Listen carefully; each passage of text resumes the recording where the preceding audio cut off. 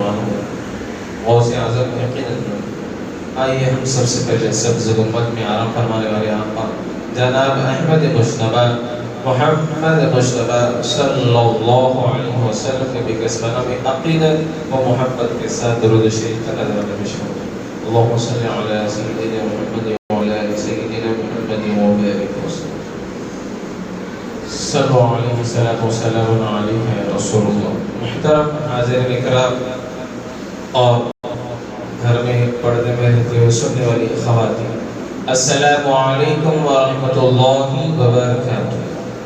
اللہ تعالیٰ کا فضل و کرم ہے کہ اللہ تعالیٰ نے ہم کو آقا علیہ السلام کی امت میں پیدا کیا. محترم حاضرین اکرام، آپ لوگ بخوبی جانتے ہیں کہ انشاءاللہ چند دنوں کے بعد ہم رمضان میں داخل ہو جائیں. وہ مقدس مہینہ جو ہم سال بھر انتظار کرتے ہیں، وہ مقدس مہینہ انشاءاللہ ان قریب ہمارے قریب ہے. تو محترم حاضرین اکرام،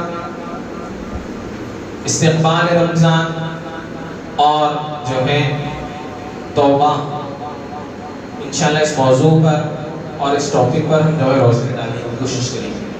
پہلے تو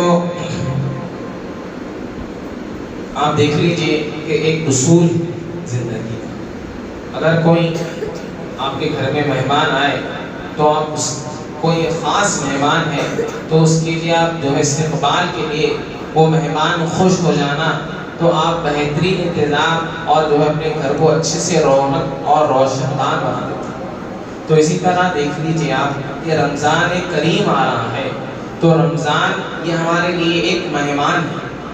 تو اب رمضان مہمان بھی ہے جو ہم آپ کو سدھارے گا بھی اور جو ہم آپ کو تبدیل بھی کرے گا. یہ مہینہ آنے کا کانسیپٹ کیا ہے؟ اللہ تعالیٰ قرآن میں فرمانا، پارے 2 سورہ بقرہ میں اللہ فرماتا ہے، یا ایھا الذین آمنوا کتب علیکم الصیام کما کتب علی الذین من قبلکم لعلکم تتقون. اے ایمان والو، تم پر روزہ فرض کیا جیسا کہ پچھلے امتوں میں فرض کیا گیا ہے تاکہ تم پرہیزگار متقی بن جاؤ. تو محترم حاضرین اکرام، روزے کا اصل کانسیپٹ یہ ہے، روزے کا مقصد یہ ہے کہ انسان کے دل میں خوف خدا آنا چاہیے. خوف خدا آپ دیکھ لیجئے کہ جائز چیز سامنے رکھی ہوئی ہے، کوئی نہیں ہے، کمرے میں بھی آپ کے کوئی نہیں ہے، مگر جو ہے آپ کو پیاس کی شدت لگی تو آپ رک جاتے ہیں. یہ تقویٰ ہے، یہ خوف خدا ہے. تو الغرض بتانے کا مقصد میرا یہ ہے کہ اور ایک آیت میں اللہ فرما رہا کہ اے ایمان والو، اللہ کی بارگاہ میں سچی توبہ کرو، اور اللہ تعالیٰ توبہ کرنے والوں کو جو ہے محب رکھتا ہے، توبہ کرنے والوں کو اللہ پسند فرماتا ہے.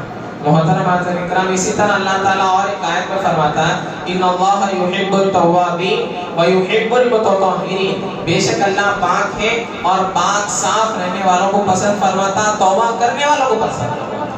تو محترم حاضرین اکرام، رمضان کریم میں اور رمضان شریف آنے سے پہلے ہم کو جو ہے توبہ استغفار کرنا چاہیے، پاک و صاف ہونا چاہیے. تو الغرض بتانے کا میرا مقصد یہ ہے کہ محترم حاضرین اکرام، توبہ کے معنی کا، توبہ کے معنی یہ ہے، مفسرین اور محدثین بیان کرتے ہیں کہ توبہ کے معنی یہ ہے کہ آپ دل سے ارادہ کریں اور آئندہ جو ہے وہ گناہ کی طرف رغبت نہ ہو، اور جو ہے آپ وہ گناہ کی طرف جو ہے جانا نہیں، اور جو ہے آپ وہ گناہ کبھی کرنا نہیں. آپ کے دل میں ندامت ہو اور جو ہے آپ شرمندہ ہو کہ انشاءاللہ میں کبھی وہ گناہ نہیں کروں گا. اور سچی توبہ کرنے کے معنی یہ ہے، دل سے ارادہ، دل سے پختہ ارادہ، یہ توبہ کے معنی. توبہ کے معنی یہ نہیں ہے کہ آپ جو ہے جانے ماز بچھائیں اور جو اپنے کلوں پہ مار لیے، توبہ نہیں. توبہ کے سچے معنی یہ ہے رجوع الی اللہ، اصل رجوع الی اللہ. توبہ کے معنی یہ ہے، توبہ کے کثیر جو ہے بیانات قرآن میں آئے اور آیتیں آئی ہیں. تو الغرض سے واقعہ بتاؤ محترم حاضرین اکرام، رسول اللہ صلی اللہ علیہ وسلم کے زمانے میں جو ہے کئی صحابہ کرام حضور کی بارگاہ میں توبہ استغفار کریں. کئی بار روایتوں میں آتا ہے کہ حضرت ابو ہریرہ رضی اللہ تعالیٰ بیان کرتے ہیں کہ آپ مسجد سے نکلے، ایک عورت آئی، آ کے کہنے لگی کہ میں گناہ کروں، کیا اللہ میری توبہ قبول فرمائے گا؟ تو آپ فرمائے کہ اللہ تیری توبہ قبول نہیں فرمائے گا. مطلب وہ زنا کری تھی کہ توبہ قبول فرمائے گا؟ نہیں. تو وہ عورت اسی وقت بے ہوش ہو گئی اور گر گئی. تو ابو ہریرہ چلے گئے. پھر حضور کی بارگاہ میں جا کے عرض کرنے لگے یا رسول اللہ ایسا معاملہ ہوا, میرے پاس ایک خاتون آئی کہ کہنے لگے گناہ ہوا ہے, لغزش ہوئی ہے, تو کیا اللہ معاف فرمائے گا؟ تو فرمانے لگے پیارے آقا علیہ الصلوۃ والسلام فرمائے کہ ابو ہریرہ اللہ تعالیٰ یقیناً گناہوں کو معاف فرمانے والا ہے. اگر تمہارے سمندر کے پانی میں گناہ ہے تو گناہ اللہ معاف فرمانے والا ہے. وہ خاتون کو کیوں ایسا کہے؟ تو روایت میں آتا ہے ابو ہریرہ پوری مدینے کی بستی جو ہے وہ عورت کو ڈھونڈے, وہ بس عورت نہیں ملی. الغرض چند دنوں کے بعد جب عورت ملی تو عورت سے جو ہے وہ کہنے لگے اللہ یقیناً توبہ کرنے والا ہے, اللہ سبحانہ و تعالیٰ سچی توبہ کرنے والوں کو پسند فرماتا ہے. تو عورت خوش ہو گئی. محترم حضرات اکرام, اسی طرح روایت میں آتا ہے کہ جو توبہ کرتے ہیں اللہ تعالیٰ توبہ کرنے والوں کو کس طرح پسند فرماتا ہے. حضرت عمر رضی اللہ تعالیٰ کے دور میں روایت میں آتا ہے کہ آپ کا دور کا واقعہ ہے کہ ایک شخص, شرابی شخص, آپ کے زمانے میں ایسا معاملہ تھا, عدل انصاف اور جو ہے لوگ ایسا معاملہ تھا, کتابوں میں لکھا ہوا علماء کرام بیان کرتے ہیں کہ ایک ہی کنویں سے ہرن اور شیر پانی یہ خوف بتائیے. تو الغرض حضرت عمر رضی اللہ تعالیٰ کے تعلق سے آتا ہے کہ حضرت عمر رضی اللہ تعالیٰ رات میں گشت کرتے تھے کہ معاملہ تمام لوگوں کا جو ہے کیسا ہے, رہن سہن کیسا ہے, لوگ زندگی کیسا گزار رہے ہیں. تو الغرض کتابوں میں لکھا ہوا ہے ایک شرابی آدمی, شراب کا بوتل اس کے ہاتھ میں تھا اور شراب کی نشے میں تھا. تو اب حضرت عمر رضی اللہ تعالیٰ کو دیکھ لیا, اور حضرت عمر کسی کو دیکھ لیے شراب پیتے ہوئے یا اس کے ہاتھ میں شراب کا بوتل ہے تو 80 کوڑے لگاتے تھے, کوڑا ساتھ لے کے جاتے تھے حضرت عمر رضی اللہ تعالیٰ. تو وہ دیکھ لیا حضرت عمر کو, تو عرض کرنے لگا اللہ کی بارگاہ میں, اے اللہ عمر مجھے سزا دی گئی, اے اللہ تو بچا لے, میں سچی توبہ کرنا چاہ رہا ہوں, اے اللہ اب آئندہ کبھی شراب نہیں پیوں گا اور شراب کی طرف جاؤں گا نہیں. تو اللہ تعالیٰ اس کی توبہ کو قبول فرمایا اور وہ شراب کی جو اس کے پاس بوتل تھی, حضرت عمر آئے قریب, فرمائے تیرے ہاتھ میں کیا ہے؟ بولے جو ہے میرے ہاتھ میں مطلب دودھ ہے, اور بعض روایت میں آتا فرمایا شربت ہے. تو جیسا بوتل نکال کے بتایا تو علماء کرام بیان کرتے ہیں اللہ تعالیٰ اس کی توبہ قبول فرمایا اور وہ شراب کو اللہ شربت کی جو ہے تبدیل فرما دیا. حضرت عمر دیکھ کے مسکرایا اور بچے گئے. تو محترم حاضرین کرام, وہ اللہ کی بارگاہ میں عرض کیا اللہ میری لاج رکھ لیا, عمر کی جو ہے جو عمر سزا دیں گے, اے اللہ تو میری لاج رکھ لیا, اب کبھی گناہ نہیں کروں گا. تو محترم حاضرین کرام, میرا رب یہ ہے کہ جو ہے شراب کو شربت بنا دے سکتا ہے, یہ شان دیکھیے. تو الغرض بتانے کا میرا مقصد ہے توبہ, سچی توبہ کرنا چاہیے. محترم حاضرین کرام, رمضان آ رہا ہے, رمضان کا استقبال کیسا کرنا چاہیے کہ ہم پاک و صاف ہو جانا چاہیے. رمضان کا استقبال یہ ہے کہ نماز کی پابندی ہو جانا چاہیے. رمضان کا استقبال یہ ہے کہ آپ گناہوں سے پاک و صاف اور جو ہے روزے کا اہتمام. رمضان میں ایسے بھی لوگ ہیں جو روزہ رکھتے ہیں گناہ, روزہ رکھ رہے ٹی وی دیکھ رہے ہیں, روزہ رکھ رہے ہیں فلم دیکھ رہے ہیں, روزہ رکھ رہے ہیں جو ہے ٹی وی میں آپ ڈرامے دیکھ رہے ہیں, کیا وہ روزہ اللہ کو قبول ہوگا؟ اللہ کی بارگاہ میں قبول ہوگا وہ روزہ نہیں ہوگا. روزے کی معنی یہ ہے کہ تمام لغوی والذین هم عن اللغو معرضون, کہ مومن کی شان یہ ہے کہ تمام لغوی چیزوں سے بچنا ہے, تمام لغوی چیزوں سے. محترم حاضرین کرام, اسی طرح میں بتاؤ کہ توبہ کا اور ایک واقعہ کتابوں میں لکھا ہوا ہے کہ حضور صلی اللہ علیہ وسلم کے زمانے میں ایک عورت آئی, آ کے کہنے لگی یا رسول اللہ صلی اللہ علیہ وسلم میں جو ہے زنا کری ہوں اور اللہ تعالیٰ کی بارگاہ میں توبہ کرنا چاہتا ہوں. تو جو عورت زنا کرتی ہے اس کو سنسار, مطلب یہ بنڈے مار کے اس کو ختم کر دیں, سنسار کر دیتے. تو حضور صلی اللہ علیہ وسلم فرمائے جاؤ ابھی جو ہے بچہ تولد ہوئے بس سے آؤ. پھر بچہ ہو گیا. اس کے بعد حضور صلی اللہ علیہ وسلم کی بارگاہ میں یا رسول اللہ دیکھ لیجیے آپ مجھے سزا دیجیے, میں وہ سزا سے بہتر یہ سزا میں پانا چاہ رہی ہوں. تو حضور صلی اللہ علیہ وسلم فرمائے جب بچہ روٹی کھانے کا جو ہے, جب بچہ بالغ ہو جائے گا, مطلب روٹی کھانے کا, اس کا روٹی اٹھانے کا اس کو طاقت آ جائے گی جب آنے. تو الغرض چند سال گزر گئے, اس کے بعد پھر حضور صلی اللہ علیہ وسلم بتا رہا ہوں میں آپ کو توبہ دیکھیے کہ وہ زمانے میں مدینے کے لوگ اگر توبہ کچھ گناہ ہو جاتا تو اللہ کی بارگاہ میں سچی توبہ کرتے اور ایسی توبہ کرتے. دیکھیے اب خاتون کی توبہ, تب حضور کی بارگاہ میں یا رسول اللہ یہ میرا بیٹا ہے کہ اب اس کو روٹی اٹھانے کا جو ہے طاقت آ گئی. تو حضور صلی اللہ علیہ وسلم فرمائے صحابہ جاؤ اس کو سنسار کر دو. تو الغرض جب سنسار ہو گئی اس کا انتقال ہو گیا تو حضور فرماتے ہیں کہ لوگوں اس کی اللہ توبہ ایسی قبول فرمایا ہے کہ اگر تمام مدینے کے لوگوں کی نیکی ایک جگہ رکھ دے اور اس کی ایک نیکی اور اس کی توبہ رکھ دے وہ توبہ بھاری ہو جائے. مطلب توبہ اللہ کی بارگاہ میں قبول ہو گئی, ایسی توبہ کرے.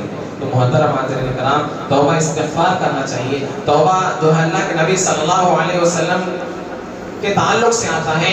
حدیث میں بی بی عائشہ صدیقہ فرماتی ہیں کہ حضور صلی اللہ علیہ وسلم ہر روز 100 مرتبہ استغفار کرتے تھے. 100 مرتبہ. بتائیے آپ کیا حضور کو ضرورت تھی استغفار کی؟ حضور صلی اللہ علیہ وسلم انبیاء معصوم ہوتے ہیں, گناہوں سے پاک و صاف رہتے ہیں, اور حضور کہتے ہیں کہ میں ہر روز جو ہے 70 سے 100 مرتبہ اللہ کی بارگاہ میں استغفار کا سر سے توبہ استغفار کرتا ہوں. بتائیے محترم حاضرین کرام, ہم اللہ کی زمین میں رہ کے, اللہ کے آسمان میں رہ کے, اللہ کا رزق کھا کے پھر بھی ہم نافرمانی کریں. ہمارا رب یہ وہ رب ہے جو صبح بھوکا اٹھاتا ہے مگر شام میں بھوکا نہیں سلاتا. یہ رب ہے, پھر بھی ہم نافرمانی کریں رب کی. اسی طرح محترم حاضرین کرام, بشر حافی رضی اللہ تعالیٰ کے تعلق سے آتا ہے. توبہ کے بعد بتا رہا ہوں میں آپ کو کہ رمضان آنے سے پہلے انشاءاللہ ارادہ اور پختہ عزم مصمم ارادہ کر لیجئے کہ اب توبہ کر لینا ہے, پاک و صاف ہو جانا ہے. ہمارے اکابرین کے واقعہ سنانے کا مقصد یہ ہے کہ آپ بھی جو ہے آپ کے دل میں بھی خوف خدا اور جو رمضان کس طرح گزارنا ہے. بشر حافی رضی اللہ تعالیٰ کے تعلق سے آتا ہے کہ آپ رضی اللہ تعالیٰ جو ہے بہت بڑے ولی تھے, بہت بڑے ولی. آپ ولی بننے سے پہلے ولی کیسا بنے آپ کو بتا رہا ہوں میں آپ کو کہ آپ بہت بڑے شرابی تھے. کیا تھے بولیے؟ شرابی. اور آپ کے شراب کے جو ہے بڑے بڑے جو ہے اڈے, مطلب جو آپ شراب سپلائی کرتے تھے. بشر حافی رحمۃ اللہ علیہ. تو کتابوں میں لکھا ہوا ہے حاضرین کرام کہ اللہ تعالیٰ جس کو اپنا بنانا چاہا کسی طرح بھی بنا دیتا. تو اللہ کو ایک ادا بس پسند آ گئی تو اللہ تعالیٰ جو ہے اپنا مقرر بندہ بنا دے. تو کتابوں میں لکھا ہوا حاضرین کرام, علماء کرام بیان کرتے ہیں بشر حافی رحمۃ اللہ علیہ رستے سے گزر رہے ہیں, شراب کی حالت میں, نشے کی حالت میں رستے سے گزر رہے ہیں. ایک پیپر پڑا ہوا ہے, پیپر میں دیکھیں کہ بسم اللہ الرحمن الرحیم لکھا ہوا ہے, تسمیہ لکھا ہوا ہے بسم اللہ الرحمن الرحیم. تو اب بشر حافی جو ہے ہاتھ سے اٹھانے جا رہے ہیں تو ان کے دل میں خیال آیا کہ یہ ہاتھ سے تو میں گناہ کرتا ہوں, شراب پیتا ہوں, تو اپنا جو ہے منہ خریب کرے پانی کے اور جو ہے زبان لگا کر اس کو منہ میں لیے اور بشر حافی رحمۃ اللہ علیہ گھر پہ گئے اور جو ہے اس کو ایک اونچے مقام پر رکھ دیا. اس کے بعد غسل کر کے اور اس کو جو ہے عطر لگا کے وہی جگہ پہ رکھے. تو اسی وقت جب انہوں سو گئے تو وہ وقت کے بڑے ولی کے خواب میں کتابوں میں آتا ہے کہ ایک بہت بڑے بزرگ آئے, فرمائے کہ اے لوگوں سنو, آج اللہ سبحانہ و تعالی بشر حافی کے ایک عمل سے بشر حافی کے تمام گناہوں کو معاف فرما دیا اور وقت کا ولی بنا دیا, وقت کا ولی. تو بشر حافی رحمۃ اللہ علیہ کے پاس وہ ولی دوڑتے ہوئے آئے اور شراب کی حالت میں, بشر حافی رحمۃ اللہ علیہ نشے کی حالت میں اور سو رہے ہیں, دوڑتے ہوئے آئے, فرمایا مبارک ہو بشر حافی, اللہ سبحانہ و تعالی تم اللہ کے نام کو بلند کرے, اللہ تیرے نام کو بلند کر دے, تیرے نام کو بلند, پوری دنیا میں تیرے نام کو بلند فرما دیا. تو کتابوں میں لکھا ہوا ہے کرام بشر حافی رحمۃ اللہ علیہ اسی وقت جو ہے اپنے گھر سے نکلے بغیر چپل کے, تو زندگی بھر کبھی چپل نہیں پہنے بشر حافی رحمۃ اللہ علیہ. اور ایسا معاملہ تھا کہ آپ مدینے کے گلیوں سے گزرتے اور اطراف سے گزرتے تو کوئی جو چوپائے جو رہتے جانور وغیرہ کوئی جو ہے ان کا غلاظت نہیں کرتے تھے. علماء کرام بیان کرتے کیوں بشر حافی پیدل چلتے تھے, یہ محبت جو ہے اللہ تعالیٰ جانوروں میں محبت آتی تھا. تو الغرض محترم حاضرین کرام, توبہ کے بڑے فضائل ہیں, توبہ استغفار کے. اللہ تعالیٰ جو ہے قرآن میں بھی فرمایا انما التوبۃ علی اللہ للذین, کہ جو ہے توبہ استغفار جو کرتے ہیں اللہ تعالیٰ ان کے تمام گناہوں کو سیئات سے حسنات میں تبدیل فرما دیتا ہے. جو گناہ کرتا ہے اور جو ہے پھر اللہ کی بارگاہ میں سچی توبہ کرتا ہے, اگر ان کے گناہ سمندر کے مانند بھی ہیں تو اللہ سبحانہ و تعالیٰ وہ گناہوں کو سیئات سے حسنات میں تبدیل فرما دیتا ہے. تو محترم حاضرین کرام یہ ہے, یہ توبہ ہے. دیکھیے آپ یہ کیسے ہمارے اکابرین توبہ کرتے تھے, توبہ استغفار کرتے تھے. توبہ اور جو ہے بشر حافی رضی اللہ تعالیٰ کا واقعہ دیکھیے, حضرت عمر رضی اللہ تعالیٰ کا واقعہ دیکھیے. اور آپ کو ایک واقعہ سنا کے ختم کرو, کتابوں میں لکھا ہوا ہے حضرت کرام, علماء کرام بیان کرتے ہیں کہ ایک شخص تھا تو کتابوں میں لکھا ہوا ہے کہ وہ شخص بہت عبادت گزار تھا. تو ایک شخص اس کے پاس آیا, فرمایا کہ بھائی میں تمہارے کو جو ہے ایک دن کے لیے خریدنا چاہ رہا ہوں, آپ میری جو ہے مزدوری کر لیجیے. تو الغرض پہلے کے بھی کیا مزدور تھے, آج کل جو ہے پیسے سے زیادہ بڑھ کر کہنے فرمانے لگے کہ میں 3 جو ہے اشرفی میں کام کروں گا. فرمایا نہیں 5 اشرفی ہے, نہیں 3 اشرفی میں. تو بتا رہا ہوں کہ کیسے نیک لوگ ہیں, جب نیک لوگوں سے ہم جو ہے جڑ جائیں گے تو اللہ تعالیٰ ان کی برکت سے اللہ تعالیٰ ہمارے توبہ کو قبول فرما لیتا. کتابوں میں لکھا ہوا ہے کرام وہ 3 اشرفی میں جو ہے راضی ہو گئے. اب پورا دن گزرا, پورا دن جو ہے گزر گیا. تو اب علماء کرام بیان کرتے ہیں وہ نیک متقی پرہیزگار شخص تھا. تو اب جو ہے گھر تک پہنچے, وہ صاحب کے گھر تک پہنچ گئے. فرمایا کہ آپ دوپہر کا وقت ہے, آپ کھانا کھا لیجیے. فرمایا کہ میں نہیں کھانا کھا سکتا. تو آپ بہت اصرار کرے تو کہنے لگے میں روزہ ہوں. کیا فرمائے کہ میں روزہ ہوں. اس کے بعد فرمایا کہ آپ سے میں ملاقات کرنا چاہتا ہوں, مسجد میں آئیے. تو انشاءاللہ فرمایا کہ آپ مسجد میں آئیے. مسجد میں افطار ایک کھجور کے ساتھ کھا لیے. اس کے بعد برائے عشاء میں آپ میرے گھر تشریف لائے. عشاء میں آئے انہوں, عشاء میں آ کے تناول کام کا انتظام تھا, کھانا کھائے. اور وہ جس کے گھر میں آئے وہ ان کے پاس ایک بیٹی تھی جو 20 سال کی تھی, نہ چل سکتی تھی نہ جو ہے اٹھ سکتی تھی, معذور تھی. کتابوں میں لکھا ہوا ہے ذرا کرام دیکھیے کہ اللہ تعالیٰ نیک بندوں سے کیسا جو ہے ان لوگوں کی مقام اور کیسا مرتبہ ہے, اور اللہ یہ توبہ قبول فرما لیتا ہے. تو یہ نیت کرے تھے کہ اللہ جو ہے وہ جو شخص کی بیٹی تھی نیت کرے کہ اللہ میری بیٹی کو اچھے سے اچھا جو ہے اس کا علاج ہو جائے. تو اب یہ شخص آئے, اب آئے, ارادہ ہوا دل میں, اب ان کے بچی کے جو ہے دل میں ارادہ ہوا کہ اب میری توبہ قبول ہو جائیں گی اور انشاءاللہ مجھے شفا مل جائے گی. علماء کرام بیان کرتے ہیں حاضر کہ وہ بچی جیسا خود بخود جو اٹھنے لگی تو دروازہ کھولی تو اس کے والد سے ملاقات کری. اس کے والد حیران ہو گئے, 20 سال کی میری بچی نہ چل سکتی نہ بیٹھ سکتی, یہ کیسا معاملہ ہو گیا. تو وہ صاحب جو بزرگ تھے, مطلب وہ بزرگ مانے نیک بندہ تھا, وہ خط لکھ کر چلے گیا کہ میرا راز جو ہے ظاہر ہو گیا ہے اور جو ہے آپ کسی سے نہیں کہنا میرا راز, یہ اللہ تعالیٰ کا معاملہ اور میرا معاملہ ہے. تو لہٰذا وہ کھانا کھانے سے پہلے چلے.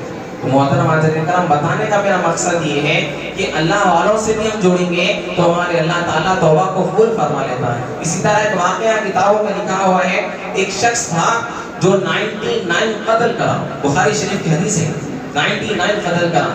جب ایک شخص کے پاس آیا, ایک عالم دین کے پاس آیا, عرض کرا کہ میں 99 قتل کرا, 99 قتل کرا, تو میری توبہ قبول ہوگی. تو کہنے لگا کہ نہیں. تو وہ شخص بھی قتل کرا. کتنے ہو گئے بولیے؟